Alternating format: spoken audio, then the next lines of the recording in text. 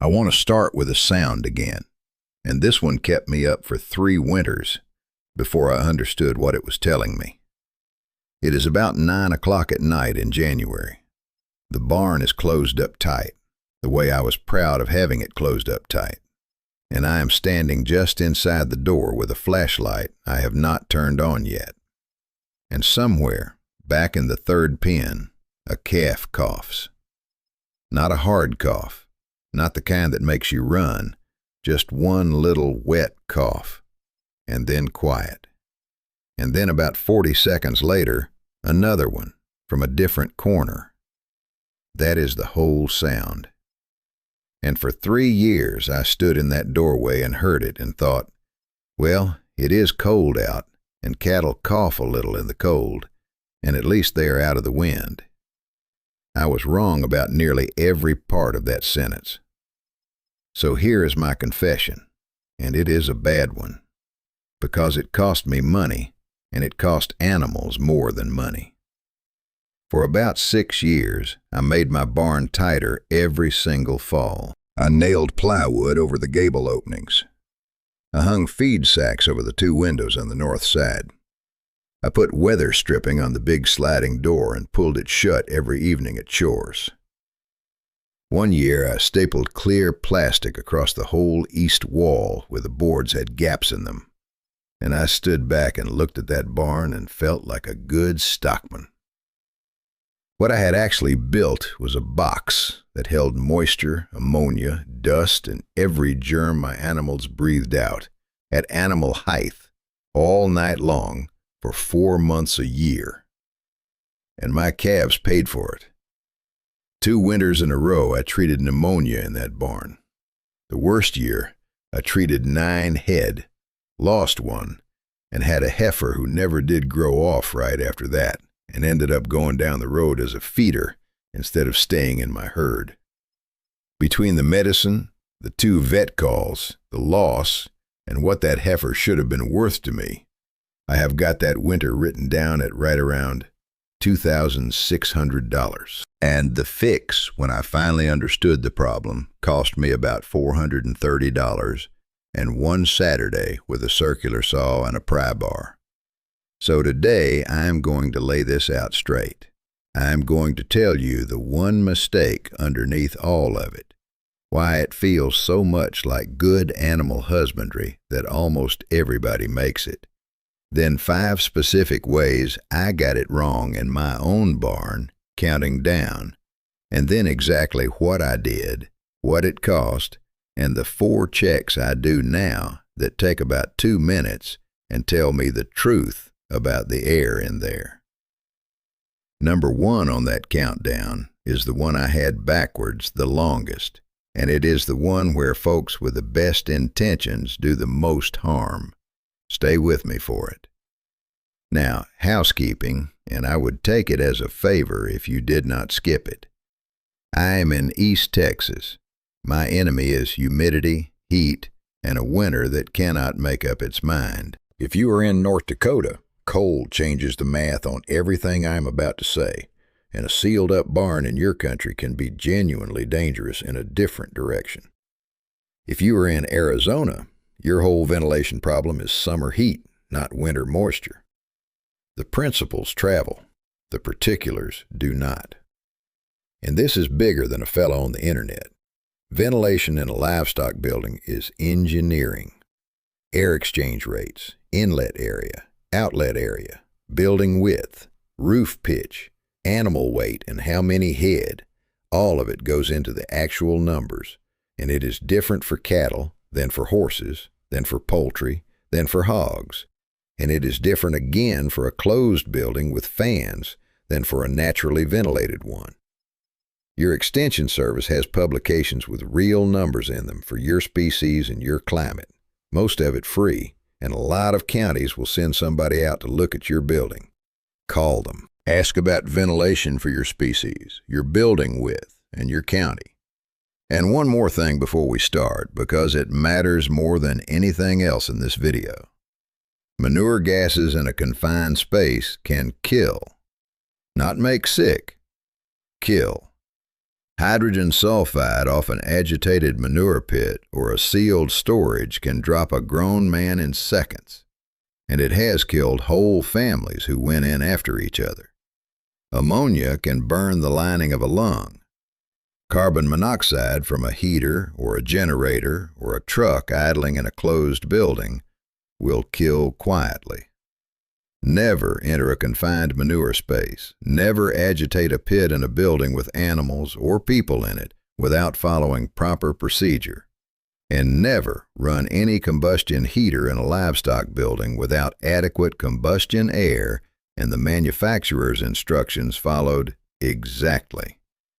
If you smell something that makes your eyes water and your throat close, you leave. You do not push through it. All right, now let me tell you the wrong question, because there is always a wrong question. The wrong question is, how do I keep my animals warm? That is what I was asking every October for 6 years.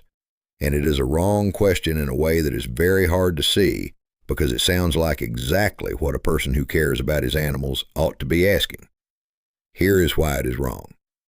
A healthy, mature cow with a good winter hair coat, in decent body condition, on adequate feed, is not lying in there worrying about the temperature. She is a furnace. She is generating heat every hour of the day just digesting forage. What hurts her is not cold air. What hurts her is being wet, in a draft, breathing bad air. Wet and drafty and stale, not cold. And I had built a barn that fixed exactly the wrong one of those. So the right question, the one that changed my whole barn, is this: where does the moisture go? That is it. That is the whole video. Everything else comes out of that one sentence. Because here is what nobody told me. Animals are water pumps. Every breath an animal takes goes out as warm, wet air. Every wet spot in that bedding evaporates. Every waterer that splashes, every bit of urine, all of it turns into water vapor in the air of that building. A mature cow puts out a remarkable amount of moisture every day just breathing and existing. And if you have got 15 head in a closed barn, you have got the moisture equivalent of somebody running a garden hose in there in slow motion 24 hours a day. That water has to leave the building. If it cannot leave as vapor, it does not disappear. It condenses. It goes into your bedding, into your hay, into the wood of your framing, onto the underside of your tin, and then it drips back down onto the animals at 3 in the morning. And damp bedding, plus animal manure, plus warm, still air, is how you manufacture ammonia. Ammonia is not just a bad smell. It irritates and damages the lining of the airway, and a damaged airway is a doorway. It is why a stale barn and pneumonia show up in the same place so often. You did not just make the air unpleasant. You took away the animal's first defense. So, 2 rules that decide everything. Rule 1. Ventilation is not about temperature. It is about moisture removal and air exchange. Even in the dead of winter, that building needs air moving through it continuously. Slowly, gently, without blowing on the animals, but continuously. Rule 2. A draft and ventilation are not the same thing.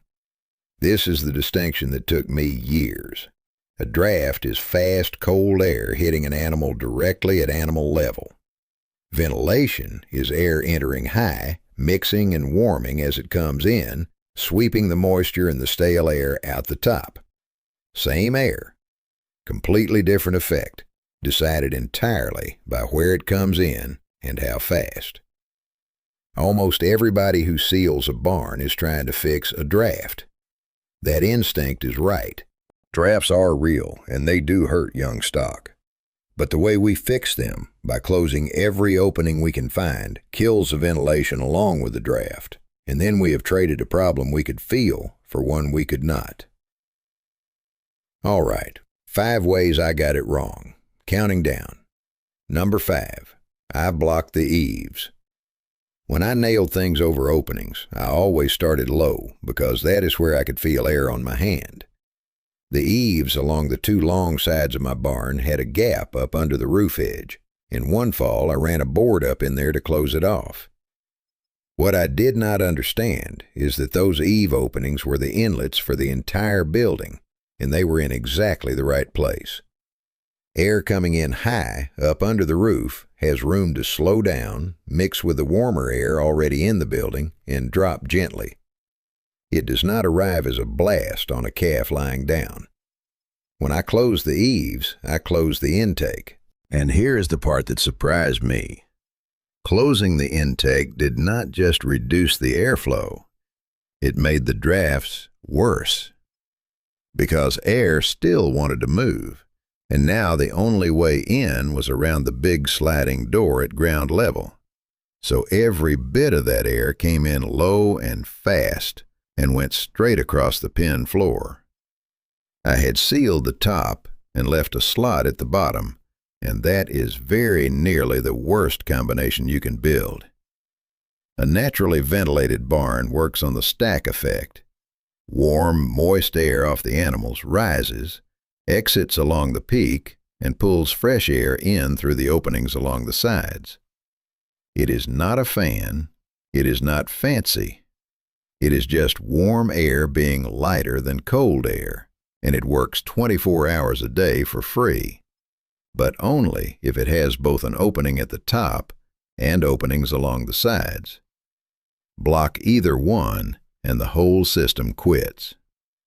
So now I never close the eaves.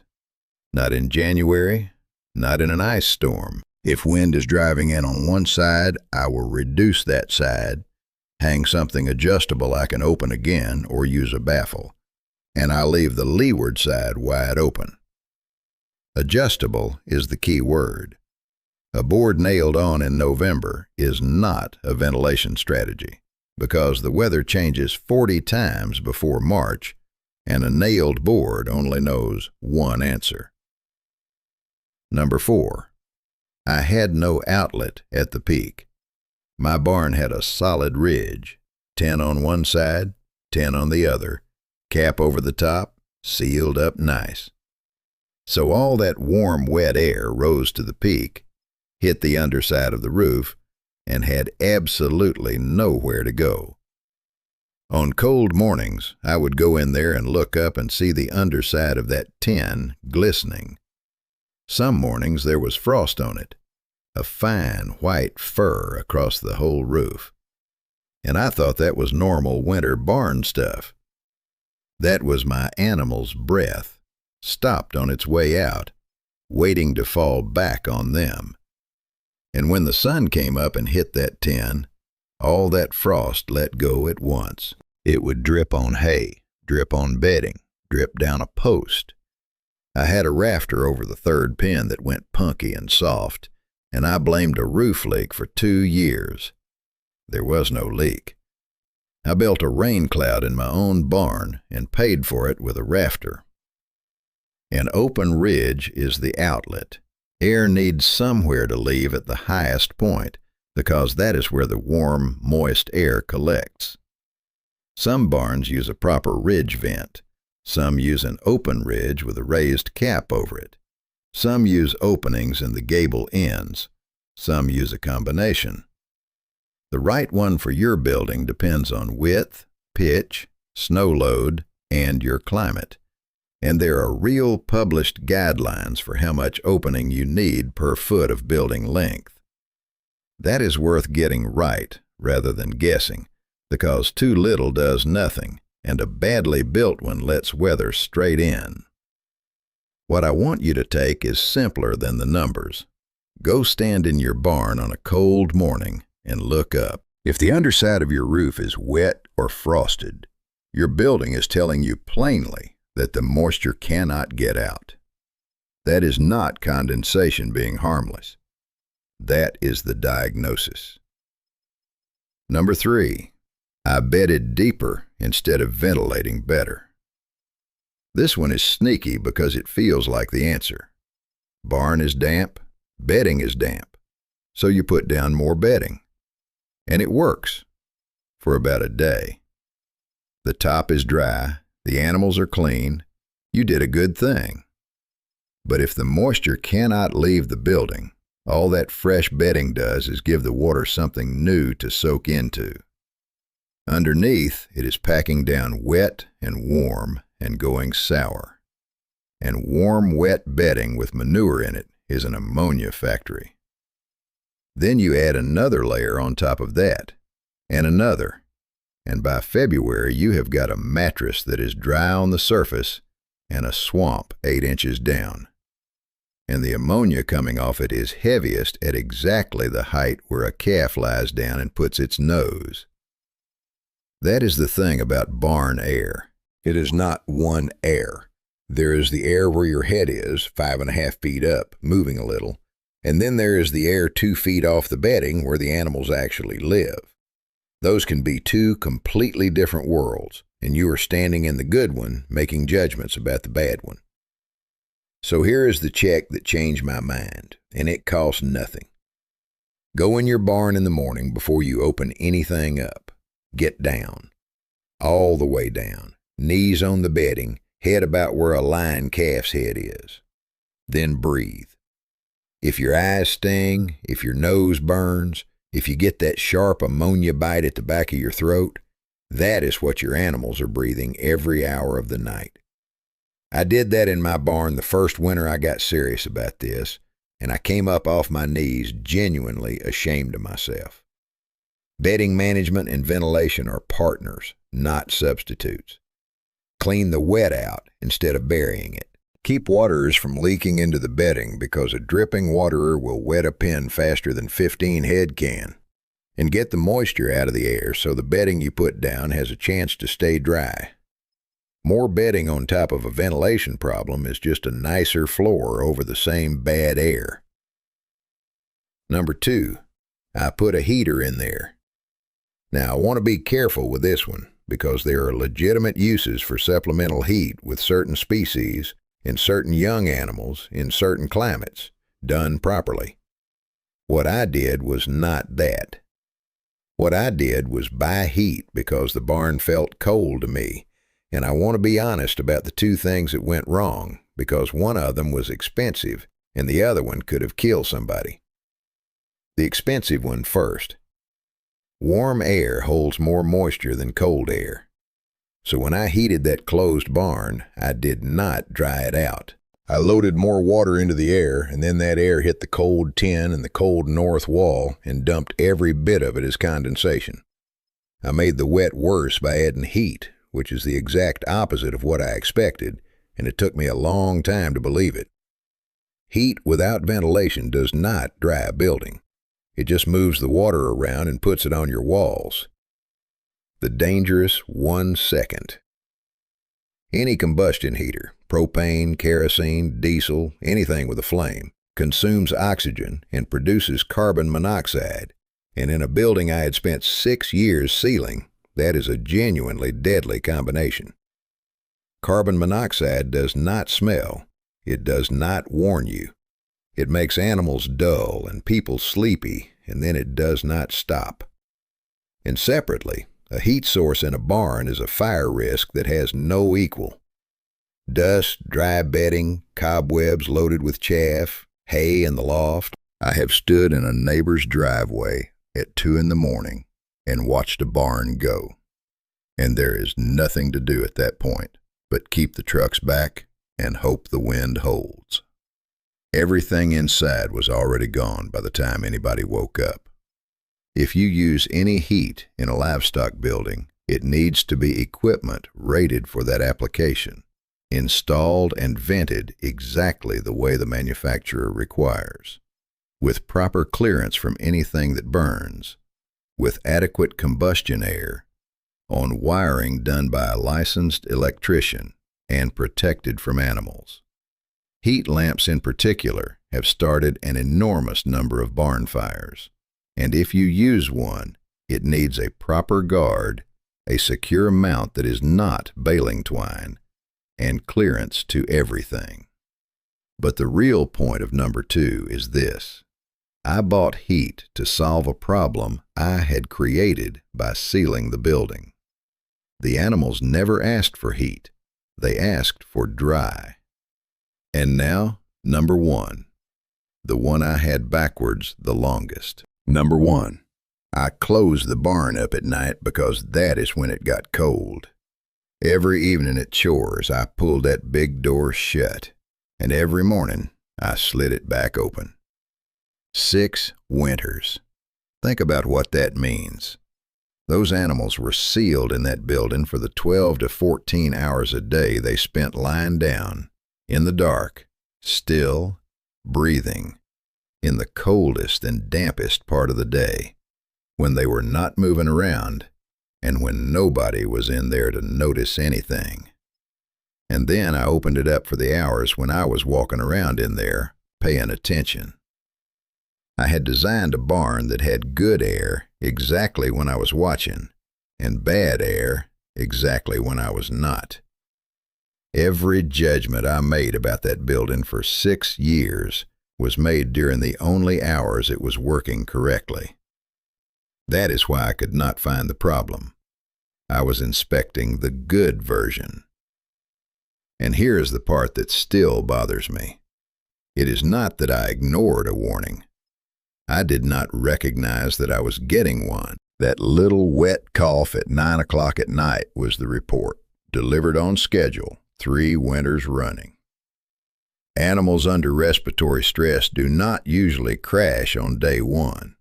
They cough a little, they eat a little slower, they lie down more. A calf that would have gained 2 pounds a day gains 1.5, and you never see the pound you did not get, because nothing looks wrong. There is no dead animal to point at. There is just a group that never quite performs and a vet bill in February, and you blame the weather because the weather is right there, and it is easy to blame. That is the real cost of bad ventilation, not the pneumonia you treat, the performance you never knew you lost. So now the door stays open at night, not wide, not in a way that lets weather drive in on lying animals. But that building is never sealed with animals in it. Never. A closed barn is not shelter. Shelter is a roof, a windbreak, a dry place to lie down, and air that keeps moving. All right. Here is what I actually did and what it cost. I opened the ridge. That was the biggest single piece of it, and the one I had somebody help me with, because cutting into a roof is not a place to freelance.